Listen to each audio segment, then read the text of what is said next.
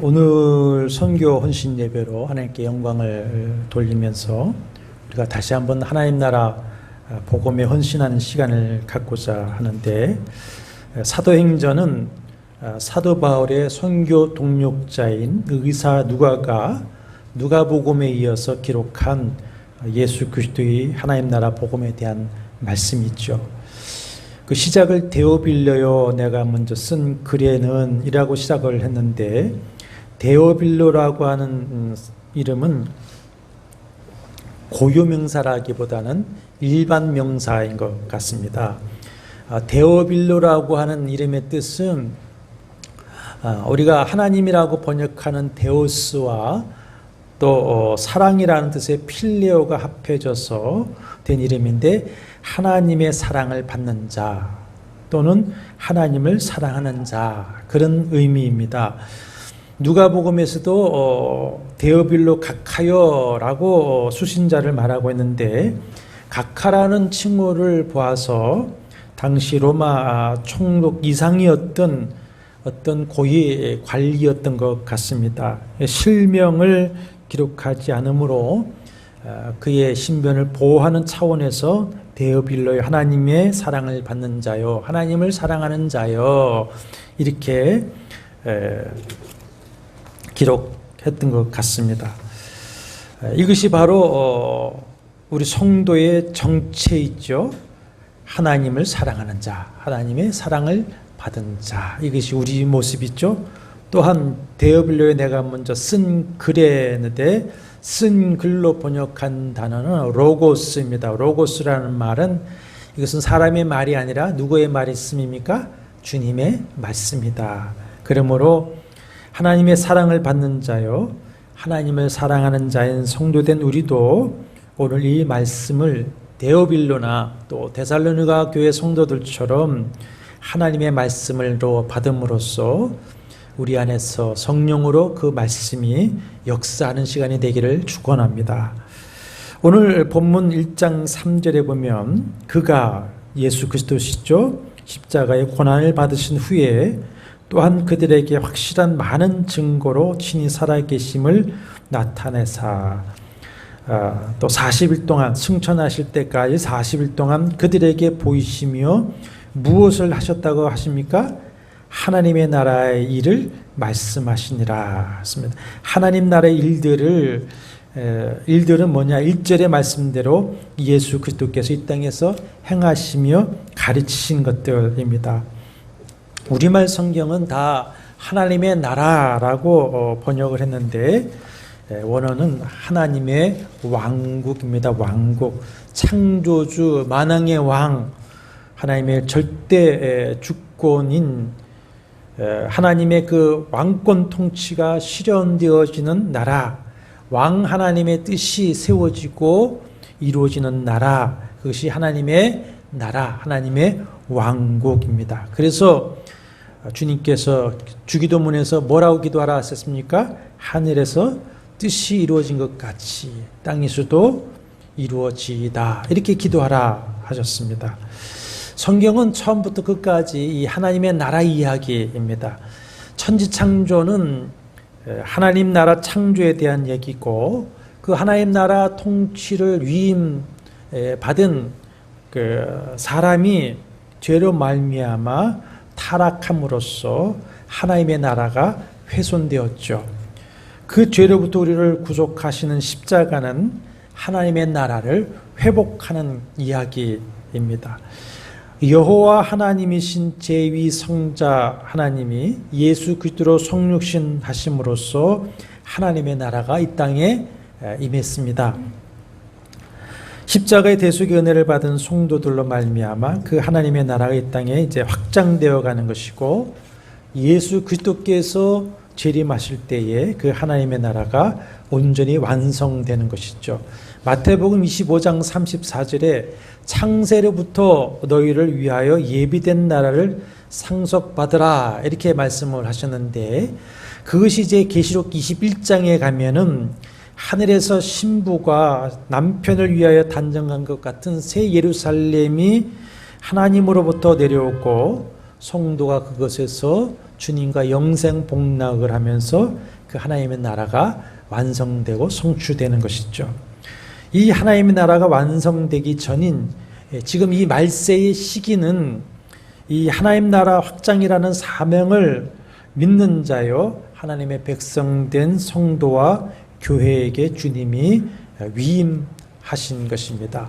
태초에 창조하시고 아담에게 그 하나님의 나라를 위임하신 것 같이 예수 그리스도께서 이 하나님 나라 확장을 성도와 교회인 우리에게 이제 위임을 하신 것이죠. 그래서 2절에 그가 택하신 사도들에게 성령으로 명하시고 있습니다. 사도, 아포스톨로서 주님께 택함을 받아 보냄을 받은 자이고 명하셨다라고 하는 것은 사명을 부여하신다는 말씀입니다. 그래서 베드로전서 2장 9절에서 성도된 우리를 가리켜서 이렇게 말씀하셨죠.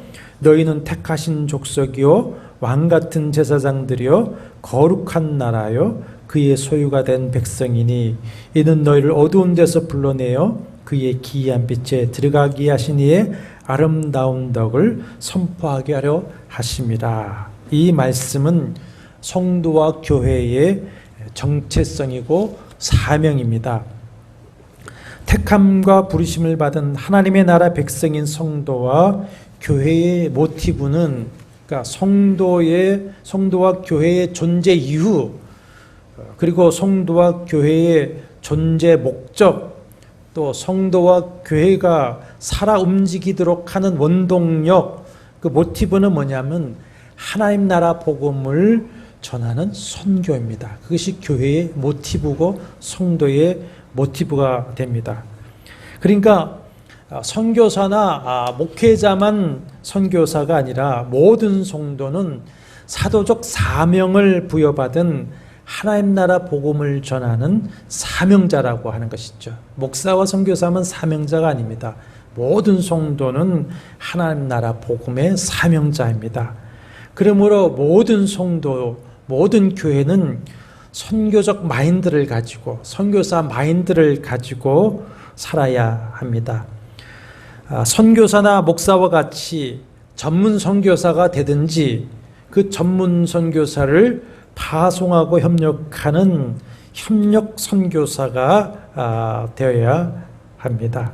가는 선교사가 되든지 보내는 선교사가 되든지 해야 하는데 우리 평신도들은 협력 선교사 또 보내는 선교사의 사명을 감당하는 사명자인 것이죠.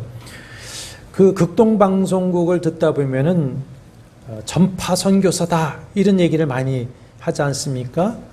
직접 그 선교 현장에 가서 있지는 않지만은 물질과 기도를 통해서 협력하는 이들을 이제 전파 선교사다 참 잘 정한 것 같아요.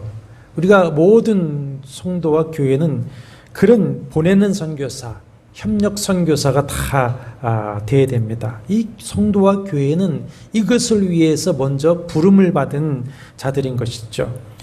우리가 이 사명을 실천해야 하는 것이지만 오늘 같은 헌신 예배를 통하여서 다시 한번 이 선교에 대한 사명을 깨닫고 헌신을 다짐하고 실천하는 시간을 갖고자 하는 것입니다.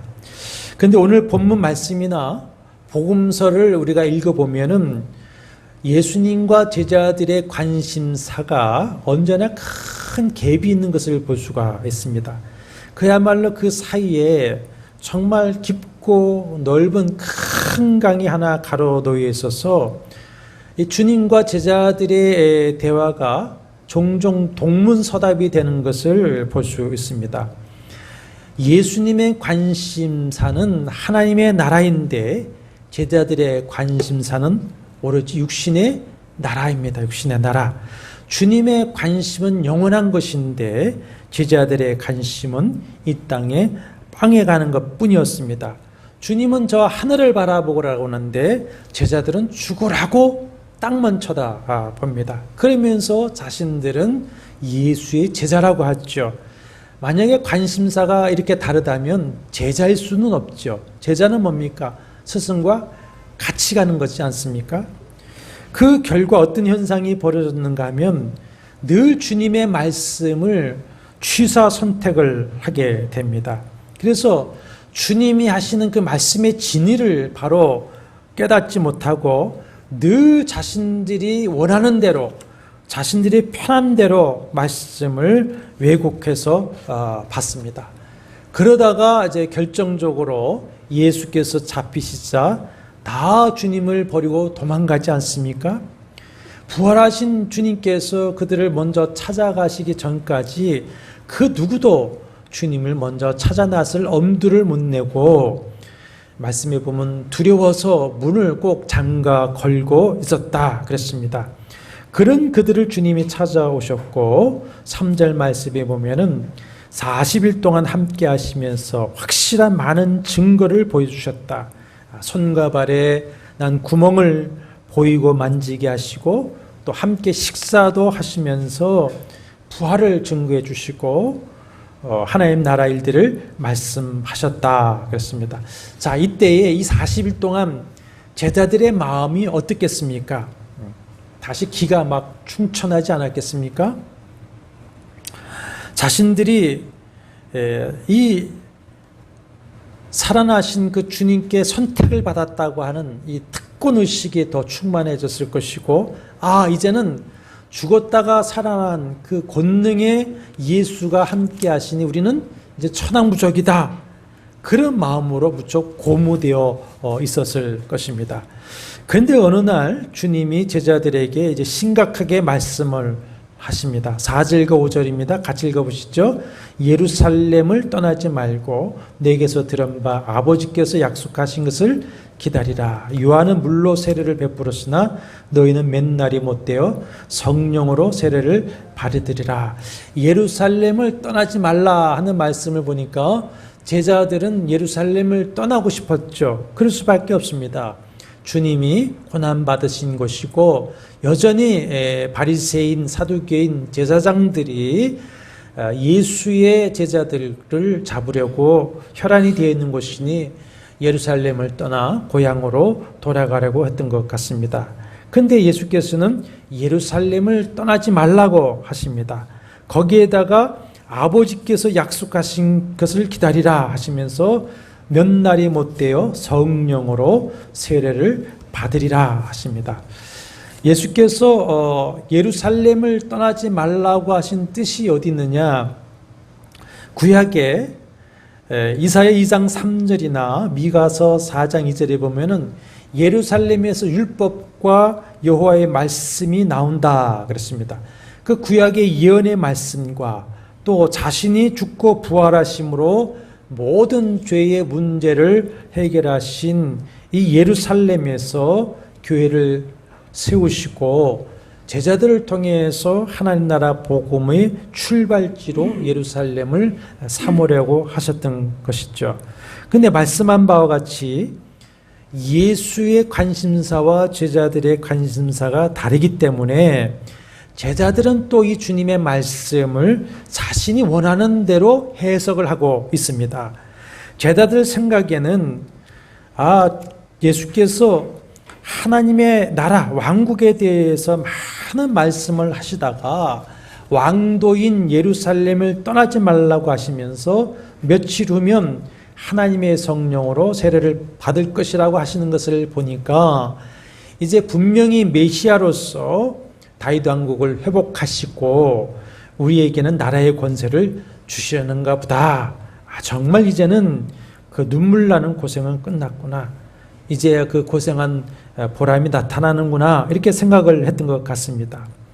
제자들은 그때까지도 성령의 세례를 몰랐습니다. 성령의 세례는 뭐냐? 세례가 완전히 물에 잠기듯이 성령에 잠기는 것입니다. 성령 충만을 받는 것이죠. 성령 충만하심을 받아서 성령의 온전한 지배를 받는 것이 성령 세례입니다. 성령 세례, 성령 충만을 받을 때에 1장 8절 말씀대로 권능을 받고 땅끝까지 하나님 나라 복음을 전할 수 있는 예수의 증인이 될 수 있는 것이죠. 그런데 제자들은 이 성령 세례를 어떻게 생각하느냐? 구약의 성령 임재로 생각을 했습니다. 구약의 선지자나 또 왕이나 제사장을 세울 때에 기름 부음을 했죠. 그 기름 부음을 하면서 하나님의 영의 충만하심을 기원했습니다. 그래서 하나님의 영이 충만하게 임하셨다가 그 사역이 끝나면 또 하나님의 성령이 떠나셨던 거, 그 의식을 이제 생각을 했습니다. 아, 성령 세례를 받으라, 하나님의 성령을 받으라, 아, 우리에게 기름 부음을 하는 것인가 보다, 이렇게 생각을 했던 것이죠. 그렇기 때문에 그 예수의 말씀을 들은 제자들의 질문이 6절과 같이 나오게 되는 것입니다. 이스라엘을 회복하심이 이때니까. 그들이 생각하는 이스라엘의 회복이 무엇이죠? 다윗의 후손으로 다윗의 왕권을 가지고는 메시아로 오신 예수께서 더구나 죽은 자 가운데에서 다시 살아나신 그 신적 권능으로 로마를 비롯한 모든 이방의 오랜 압제에서 우리를 해방하시고 다윗 왕국을 회복하는 것입니다. 그렇게 되면은 예수가 왕인 그 나라에서 자신들은 모두 권세를 얻게 되겠죠. 예. 제자들은 그 생각을 하고 있는 것입니다. 이 제자들은 주님과 3년 반 동안 동고동락하면서 주님을 보고 듣고 배웠습니다. 또 부활하신 주님을 통해서 40일 동안 집중적으로 하나님 나라 일들을 들었습니다. 이것이 하나님의 나라다라고 하는 것을 아주 집중적으로 또 40일 동안 밤낮 없이 말씀을 가르쳤을 것입니다. 그럼에도 불구하고 여전히 제자들의 관심은 어디입니까? 세상입니다. 도대체 변화된 것이 없습니다. 택함을 받고 3년 반 동안 친히 동고동락하며 가르치시고 보여주셨건만 그럼에도 불구하고 그들이 변화되지 못했다면 사람은 변화되지 못하는 것일까요? 변화될 수 없는 것일까요? 예수 믿어도 사람은 변화되지 못하는 것일까요? 우리가 예수 그리스도를 믿는다고 하는 것은 새롭게 변화되는 것을 의미합니다. 그래서 고린도후서 5장 17절에 누구든지 그리스도 안에 있으면 새로운 피조물이라 이전 것은 지나가시니 보라 새 것이 되었도다 선언하셨습니다. 마귀의 종에서 하나님의 자녀로 죄와 사망의 종노릇하면서 예수 그리스도의 종노릇함으로 욕심과 정욕을 추구하던 것에서 하나님의 나라를 이루는 것으로 변화되는 것을 말합니다.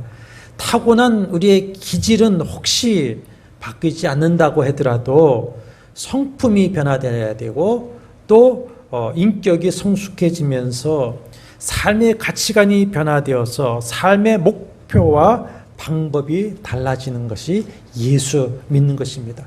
무엇을 먹을까, 무엇을 마실까, 무엇을 입을까 염려하던 것에서 하늘 아버지의 나라와 그의 의를 먼저 구하는 것으로 삶의 우선순위가 변화되는 것, 그것이 예수를 믿는 것입니다.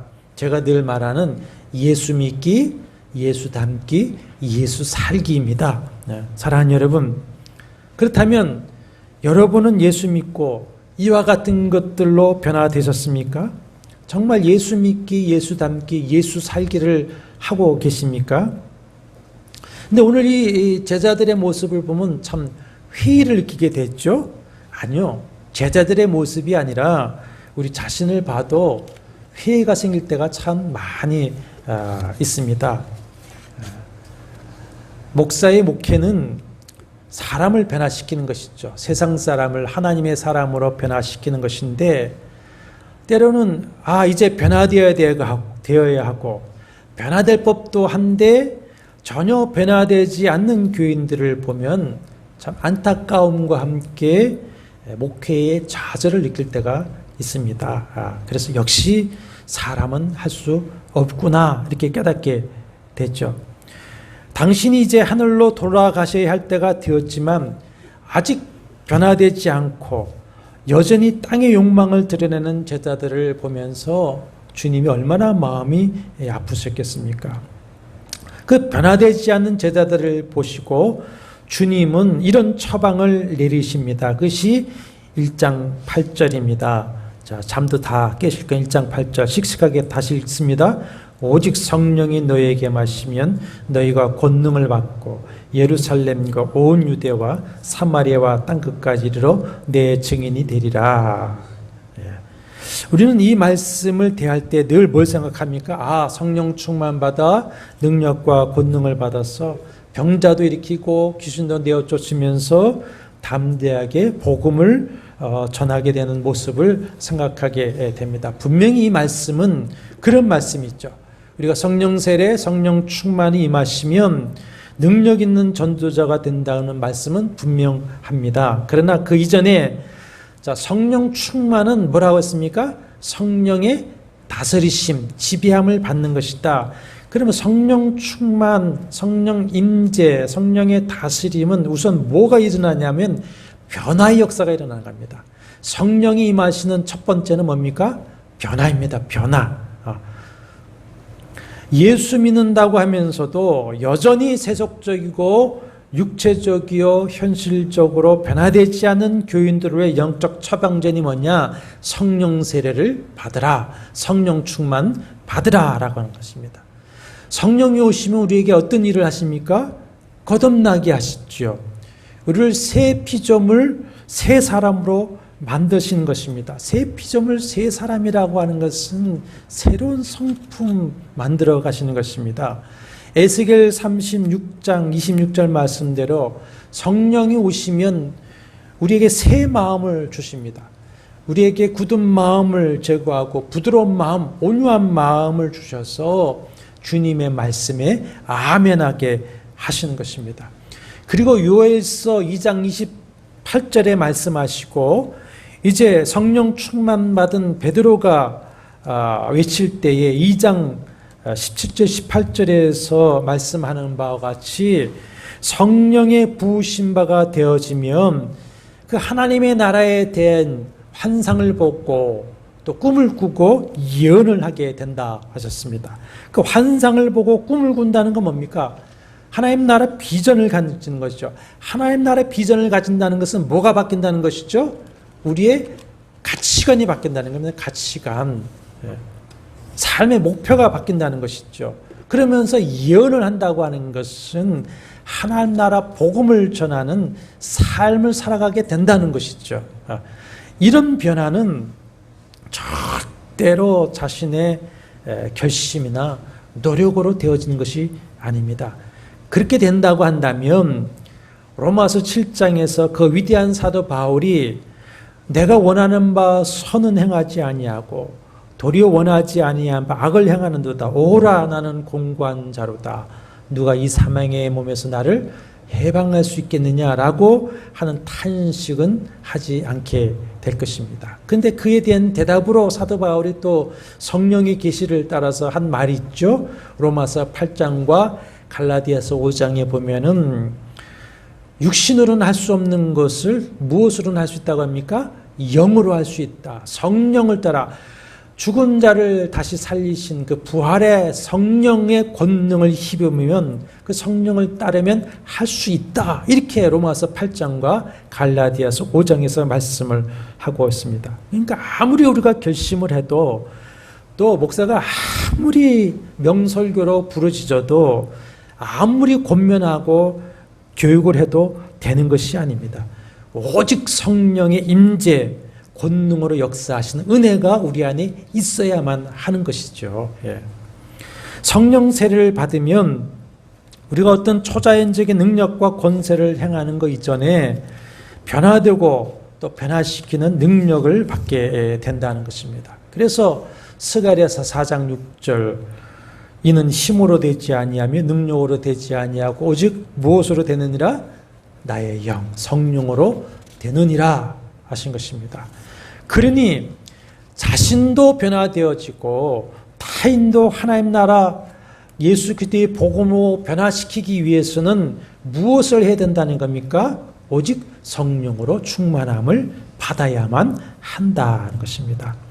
성령의 세례를 충만하게 받아 성령이 내 마음을 다스리시면 내 가치관이 바뀌게 되어 있습니다. 내 관심이 바뀌게 되어져 있습니다. 땅에서 하늘로, 여기에서 어디로? 예수가 말씀하시는 그 땅끝으로 우리의 관심이 바뀌게 되어 있어요. 성령이 임하시면 바뀌게 되어져 있습니다. 성령이 임하시면 우리에게 꿈을 주지 않습니까? 하늘의 꿈을 줍니다. 땅끝으로 우리의 관심을 끌어가십니다. 그러니까 성령의 충만을 받으라는 것이죠. 예루살렘과 온 유대와 사마리아와 땅끝까지로 내 증인이 되라 하시는데, 성령 세례를 받아야 이 주님의 증인의 삶을 살아낼 수가 있습니다. 증인이라고 번역한 마르투스라고 하는 말은 순교자라고 사용되어지기도 합니다.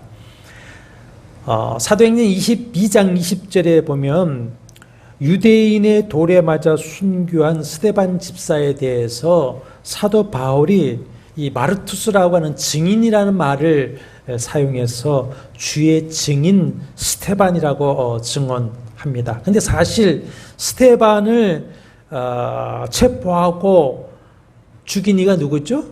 사울이죠. 변화되기 이전에 바울 사울이지 않습니까? 이렇게 땅끝까지 가서 예수 그리스도의 복음의 증인이 되는 것은 순교자적인 사명감이 없이는 할 수가 없습니다. 근데 언제 그렇게 할 수 있다는 겁니까? 예수의 영이신 성령의 충만함을 받아서 성령이 주시는 변화된 마음, 성령이 주시는 그 비전, 성령이 주시는 사명감으로 충만해질 때에 그 성령에 이끌려서 땅끝에 관심을 가지고 땅끝에 가서 예수의 증인이 되는 하나님 나라 복음을 전할 수 있게 되는 것입니다. 그러면 이제 문제는 땅끝이 어디냐라고 하는 것입니다. 복음의 땅끝이 어디일까요? 우리가 협력하는 김장섭 선교사가 사역하는 아프리카 차드가 땅끝일까요? 누가 물어봐서 아프리카 차드인데 그러면 차드라는 나라도 있어요? 그거 어디예요? 많이 그럽니다. 차드가 땅끝일까요? 이번 주에 제가 다녀오고자 하는 중앙아시아 이슬람 지역이 땅끝일까요? 아니면 세대주의적 종말론자들이 주장하는 백투더 예루살렘이 땅끝일까요? 예루살렘과 온 유대와 사마리아와 땅끝까지 이르러 했는데 사도행전에 기록된 복음 전파의 경로를 보면 이 말씀 그대로 전개되는 것을 볼 수가 있습니다. 그래서 1장에서 7장까지는 예루살렘에서 복음이 증거되는 이야기가 기록되고요. 그 다음에 8장에서 12장까지는 유대와 사마리아에서 복음이 증거되는 것이 전개되고, 이제 마지막으로 13장에서 28장까지는 소아시아와 로마의 복음이 증거되는 것을 기록하고 있습니다. 그렇다면 소아시아와 로마가 땅끝입니까? 땅끝까지라고 번역한 원어의 뜻은 뭐냐면 땅의 최극단까지입니다. 땅의 최극단까지. 당시 지구가 둥글었습니까? 평편했습니까? 당시 지구는 평편했습니다. 그러니까 땅이 평편하다고 생각하던 그 당시에 중동의 사람들의 땅끝은 어디였느냐? 다시스였습니다. 스페인의 다시스였습니다. 그러니까 요나가 하나님의 명령을 불순종하여 어디로 도망가려 했습니까? 땅끝인 다시스로 도망을 하려고 했던 것이고, 사도 바울 역시 로마서 15장 23절에 보면은 이 로마서는 3차 전도 여행이 끝날 무렵인 이제 58년경에 고린도에 있으면서 로마 교회에 보내는 편지인데, 거기서 뭐냐면 내가 너희에게로 가기를 원한다. 그래서 너희에게로 갔다가 너희들의 도움을 받아서 내가 서바나에 가기를 원한다. 그럽니다. 서바나가 뭐냐? 스페인이 있죠. 땅끝까지 가기를 원한다. 그랬습니다. 근데 이 바울이 예루살렘에서 잡혀서 2년 동안 그 팔레스티나에서 이리저리 돌면서 재판을 받다가는 로마로 가야 되겠다 생각해서 뭘 주장합니까? 나는 로마 시민이다 해서 가이사에게 항소를 해서 로마로 갔죠. 그러다가 서바나로 가기를 원했지만 서바나로 간 기록은 없습니다. 그래서 유럽의 서쪽 끝 서바나 다시스가 땅끝인 줄 알았죠. 원래 인도를 가려고 항해를 하다가 그만 대서양을 건너간 곳이 뭡니까? 아메리칸 대륙 있죠. 거기에 인도인 줄 알았습니다. 그래서 거기 사는 사람들을 가리켜서 뭐라고 불렀습니까? 인디아. 인디아는 뭡니까? 인도 사람들이구나. 이렇게 한 것이죠. 그래서 대륙을 발견했는데 그 대륙의 또 서쪽 끝까지 가보니까는 새로운 바다가 있습니다. 그 새로운 바다를 건너서 땅 끝까지 온 것이 어디입니까? 여기죠. 이 한반도죠. 그래서 이렇게 지리적 땅끝만이 땅끝이라고 여기지를 않는데, 자, 사도 바울이 생각했던 땅끝이 어디인지 기록이 되어져 있습니다. 13장 47절을 한번 찾아보시면, 13장은 이제 소아시아 중앙에 비시디의 안디옥에서 전도하고 있을 때인데, 바울 일행을 유대인들이 44절에 보면은 45절부터 유대인들이 시기하고 또 반박하고 비방하고 박해를 합니다. 그러니까 바울이 하는 말이, 바울과 바나바가 담대히 말하여 이르되 하나님의 말씀을 마땅히 먼저 너에게 전할 것이로되 너희는 유대인들이죠. 너희가 그것을 버리고 영생을 얻기에 합당하지 않은 자로 자처하기로 우리가 이방인에게로 향하노라. 주께서 이같이 우리에게 명하시되, 그 말씀은 이사야 49장 6절 말씀입니다. 내가 너를 이방의 빛으로 삼아 너로 땅끝까지 구원하게 하리라 하셨느니라 하니 그랬습니다. 그러면 바울이 생각하는 땅끝은 어디입니까? 이방인들. 거기가 땅끝이었어요. 이방인들이 사는 곳, 이방인들이 땅끝이었습니다. 이렇게 주님이 말씀하시는 땅끝은 바로 바울이 말하는 그 땅끝이 있죠. 아직 복음을 듣지 못한 신앙의 믿음의 이방인들이 있는 곳, 지리적으로 매우 가까운 곳일지라도 아직 복음의 이방인이 있는 그곳이 어디입니까? 땅끝입니다. 땅끝. 그 땅끝은 시간적인 땅끝일 수도 있습니다. 처음에는 복음을 받아들였지만 이제는 복음을 다시 부인하는 곳이 땅끝일 수가 있겠죠. 예루살렘, 유다, 사마리아, 소아시아, 바로 이제는 무엇이 되어버렸습니까? 땅끝이 되어버렸습니다. 또 과거에 주님을 믿었지만 이제는 주님을 부인하고 떠나 있는 그 사람이 바로 땅끝에 있는 사람입니다. 그렇다면 땅끝은 거리상으로나 시간적으로나 내 옆일 수가 있는 겁니다. 그렇죠? 그 다음에 마음의 땅끝이 됩니다. 마음의 땅끝.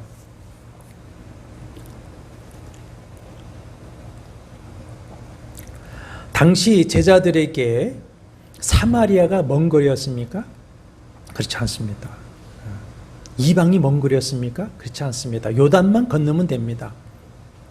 그런데 선민의식, 자신들만이 하나님의 택한 백성이라고 하는 선민의식이 강하고, 그 다음에 사마리아 사람들이나 이방인들을 개처럼 취급하면서 교제도 하지 아니하는 그들에게 하나님 나라의 복음을 전하는 것은 마음으로부터 너무 어렵고 먼 겁니다.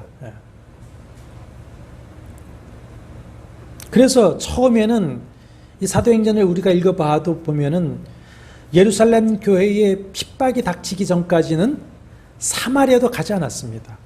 거기 예루살렘 유다를 떠나지 않았던 것을 볼 수가 있습니다. 그런데 주님께서 그들의 마음의 거리를 깨트리시는 역사를 하시죠. 그것이 사도행전 10장에 나옵니다. 10장에 보면은 로마군의 백부장이지만은 하나님을 경외하는 고넬료의 기도와 구제를 기억하시고 그를 구원하시기 위해서 이제 환상 중에 예루살렘에 있는 베드로를 초청하라 합니다. 그래서 고넬료가 자기의 종을 보낼 그 시각에 주님께서는 또 누구에게 응답하십니까? 기도하고는 베드로에게 응답하시죠. 그래서 환상 중에 하나님께서 깨끗하게 하신 것을 내가 속되다 하지 말라. 그 환상으로 역사하셔서 바울이 그 말씀에 응답을 받고 이방인인 고넬료의 집에 가서 복음을 전하는데 구원의 역사가 일어납니다. 하나님께서 이방인에게도 복음을 주신다고 하는 것을 증명하시기 위해서 뭘 주셨습니까? 성령을 주셨어요. 성령. 그것을 표적으로 보여주셨어요. 그래서 그때부터 사도와 제자들은 이방인들에게 복음을 전하기 시작을 한 것입니다. 여러분, 마음의 땅끝, 거리의 땅끝일 수도 있고 복음의 이방인일 수도 있고 또 시간의 땅끝일 수도 있는데 마음의 땅끝도 되는 것입니다. 사람은 누구나 내 마음에 저 땅끝과 같은 그곳이 있습니다. 그 땅끝과 같은 사람도 있습니다. 그렇죠? 내 마음이 다가가기 힘든 곳, 도무지 내가 가기 싫은 곳, 만나기 싫은 사람이 있습니다. 저도 어렸을 때에 주님, 제발 가라는 데는 다 가겠는데 일본에만은 보내주지 말아 주십시오. 그랬습니다. 일본이 제 마음에 일본 사람은 땅끝이었습니다. 지리적으로나 시간적으로는 현재 내 가까이 있지만은 다가가기가 무척이나 불편하고 힘든 마음이 드는 그 사람, 다가가고 싶지 않은 그 사람의 마음이 바로 우리의 땅끝이 될 것입니다. 그런 사람이 있으시죠? 있습니다. 이렇게 내가 갈 수 없는 곳, 가려 하지 않는 곳, 가기 싫은 곳, 갈 수 없다고 여겨진 그곳, 바로 그것이 나의 땅끝이 될 것입니다. 그러니까 주님께서 예루살렘과 온 유다와 사마리아와 땅끝까지로 내 증인이 되라고 하는 것은 종교의 장벽, 예루살렘에서의 그 종교의 장벽, 또 감정적인 장벽, 민족적인 장벽, 지리적 장벽을 허물어 버리고 그곳에 예수 그리스도의 하나님 나라 복음을 전하라. 그 사명입니다. 그렇다면 최종적인 땅끝은 어디일까요? 여러분 자신에게서 제일 먼 곳은 어디 있습니까? 우리가 땅끝을 향하여서 동진한다든지 서진은 한다면 결국 어디로 돌아옵니까? 자신에게로 돌아오게 됩니다. 자신에게. 어떤 할머니가 시외버스 터미널에 가서 왕복표를 달라고, 그러니까는 티켓을 파는 사람이 어디까지요 할머니요? 그랬더니 어디까지는 어디까지야? 갔다 오니까 서울까지지. 그 말하고 똑같은 겁니다. 다시 내 자신이 결국에는 땅끝이 될 수가 있습니다. 여러분, 우리 자신은 우리가 주 예수 그리스도의 복음을 듣고 받아들여서 죄사함을 받고 구원받은 하나님의 자녀요, 하나님 나라 백성이라고 스스로 여기고 있습니다. 그렇다면 다시 한번 우리 자신에게 물어봐야 됩니다. 내가 진실로 주 예수 그리스도의 복음에 순종을 하고 있는 것일까? 내가 하나님 나라 왕 되신 주님의 다스림에 순복을 하고 있는 것인가? 아니면 여전히 내가 나 자신의 주인이고 나의 왕이 아닌가? 그래서 내가 원하는 대로 살아가기를 원하고 있고, 신앙생활을 해도 또 주님을 섬김에 있어서도 나의 기준과 가치관과 규정과 정해진 잣대 한계를 딱 정해놓고 그렇게 신앙생활을 하고 섬기고 있지는 아니한가? 그렇다면 나의 주인은 나죠. 내가 왕이죠. 몸은 주일이면 이렇게 교회에 와 있지만 혹시 마음은 가나안 교회는 아닌가? 우리가 이렇게 함께 신앙생활을 하고 공동체를 교제를 하고 또 목사가 이제 말씀과 또 기도와 사랑을 가지고 이제 다가가도 도무지 마음문을 열지 않는 분들이 있습니다.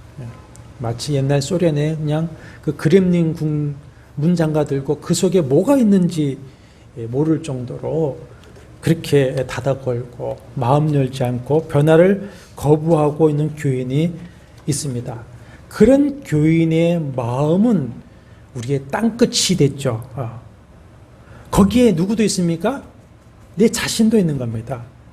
자신도 자신의 땅끝이 될 수가 있는 것입니다. 바로 그 땅끝에 주 예수 그리스도의 하나님 나라 복음을 전파해야 된다. 스스로가 스스로에게 복음을 전해야 됩니다. 스스로가.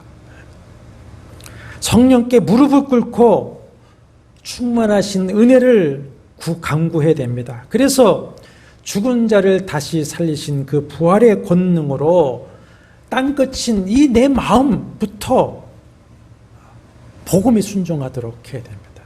복음에 순종. 그래서 내 마음에 하나님의 나라가 임하도록 해야 됩니다. 그래야 천국이 내 마음에 임하는 것이고, 그래야 내 마음이 변화되어지고 내가 천국에 살아가게 되는 것입니다. 그러므로 무엇보다도 먼저 자신에게 예수 그리스도의 증인이 되시기를 바랍니다. 자신에게. 그러기 위해서 주님은 뭘 받아야 된다는 겁니까? 성령 세례를 받으라. 성령 충만을 받으라. 우리가 진실로 예수 그리스도를 믿고 영접했다면 우리의 마음에는 성령께서 하나님의 성전을 삼아 내주하고 계신 줄로 믿습니다. 그러나 내주하심과 충만하심은 다릅니다. 에베소서 5장 17절 18절에 오직 주의 뜻이 무엇인지 이해하라. 술 취하지 말라. 오직 성령으로 충만함을 받으라. 충만은 뭐라 그랬죠? 다스리심이다 그랬습니다. 받으라. 현재 수동태 명령입니다. 현재입니다. 한 번 과거에 내가 성령 충만한 경험이 있어 됐어가 아닙니다. 오늘 현재 또다시 늘 충만함을 받아야 한다. 그것이 주님의 명령입니다. 그래야 내가 변화되어야 되고, 그래야 내 관심이 주님의 말씀처럼 여기가 아니라 주님이 명령하신 그 땅끝이 되어지는 것이고, 그 땅끝에 주 예수 그리스도의 복음을 가지고 가서 하나님 나라를 세우는 사명의 삶을 살아가게 될 것입니다. 이렇게 해야만 합니다. 왜 우리가 성령 충만을 받아서 성령을 의지하여 땅끝까지 하나님 나라 복음을 전파해야 되는 그 증인의 삶, 증인은 뭡니까? 순교자라고 했습니다. 순교자적인 삶을 살아야 되는 이유가 어디 있느냐? 그것이 9절과 11절 말씀이 있죠. 그 이유가 뭡니까? 한마디로 주 예수께서 다시 오실 것이다. 7절에 보면은 때와 시기는 아버지께서 자기의 권한에 두셨으니 너희가 알 바가 아니요 그렇습니다. 때와 시기는 다른 말을 사용했습니다. 때라고 하는 말은 이제 크로노스라고 하는 말을 사용했는데 이것은 연대기적인 이 시간들입니다. 그러니까 말세를 맞이해서 크로노스는 이 말세의 기간이죠. 근데 시기는 정관사가 붙어서 카이로스라고 합니다. 카이로스라고 하는 시기는 어느 한 정점입니다. 연대기적인 시간을 쭉 흘러가다가 어느 정점, 그것이 카이로스인데 그 카이로스, 더 카이로스는 주께서 오시는 그날. 근데 그때와 시기는 다 누구의 권한입니까? 아버지의 권한입니다. 아버지께서 자기의 뜻대로 다 주관하십니다. 그러니까 알 수도 없고 여러분 그 주님의 때를 알려고 하지도 마십시오. 다만 주님 말씀 그거 아닙니까? 시기와 때와 시기는 아버지께서 하시니까 알 수도 없고 알려고 하지도 마라. 다만 네가 할 일은 뭐냐? 그 때를 준비하며 사는 것이다. 그래서 오직이라는 말을 사용했어요. 오직 너희는 이렇게 하라 이렇게 말씀을 하신 것입니다. 주님이 언제 오실지 아무도 모릅니다. 주님이 언제 우리를 부르실지 그날이 오늘 저녁인지 내일인지 모릅니다. 언제일지 모르지만은 우리가 복음성가 부른 대로 우리 인생의 땅끝에서 주님의 재림하시는 그날 땅끝에서 우리는 주님을 뵙게 될 것입니다. 그때에 우리가 주 예수 그리스도의 심판대, 만왕의 왕의 심판대 앞에 설 때에 죽도록 충성한 주님의 종으로서 생명의 면류관을 받아야 하지 않겠습니까? 11절에 보면 천사들이 제자들에게 어찌하여 서서 하늘을 쳐다보느냐 그렇습니다. 그것은 공동 번역의 번역이 참 참고할 만합니다. 왜 너희는 여기서 서서 하늘만 쳐다보고 있느냐? 우리 신앙생활 그렇게 하지는 않은지 모르겠습니다. 우리가 복음의 사명을 감당하지 않으면 하늘만 쳐다보고 있는 것이죠. 그러면 한낱 갈릴리 촌사람이 될 수밖에 없습니다. 그러면 항상 우리가 깨어서 성령 충만을 구하고 땅끝에 관심을 가지고 땅끝에 복음을 전하는 사명을 충성스럽게 감당할 때에 우리는 진정한 제자가 되는 것이고, 우리가 아포스톨로스, 사도는 아니지만 사도적인 성도로서 자신도 살리고 이웃도 살리는 그런 사명의 삶을 살아낼 수가 있습니다. 우리 교회도 그런 교회가 되어야 되죠. 우리 교회 주보에 제가 교회 이름 위에다가 선교적 교회다 그랬습니다. 우리 교회가 주님이 보내심을 받은 선교적 교회에 그 사명을 감당하려고 몸부림치고 충성한다면 주님께서 우리 교회를 끝까지 버리지 아니하시고 붙들어 사용해 주실 줄로 믿습니다. 이것이 우리가 은혜 받고 부흥을 얻는 길인 것을 우리가 아시고 선교에 충성을 신하는 성도와 우리 한마음교회 되기를 주의 이름으로 축원합니다. 여호와는 내게 복을 주시고 너를 지키시기를 원하며 여호와는 그의 얼굴을 내게 비추사 은혜 베푸시기를 원하며 여호와는 그 얼굴을 내게로 향하여드사 평강 주시기를 원하노라. 주 예수 그리스도의 은혜와 하나님의 사랑과 성령의 교통하심이 너희 무리와 함께 있을지어다. 아멘.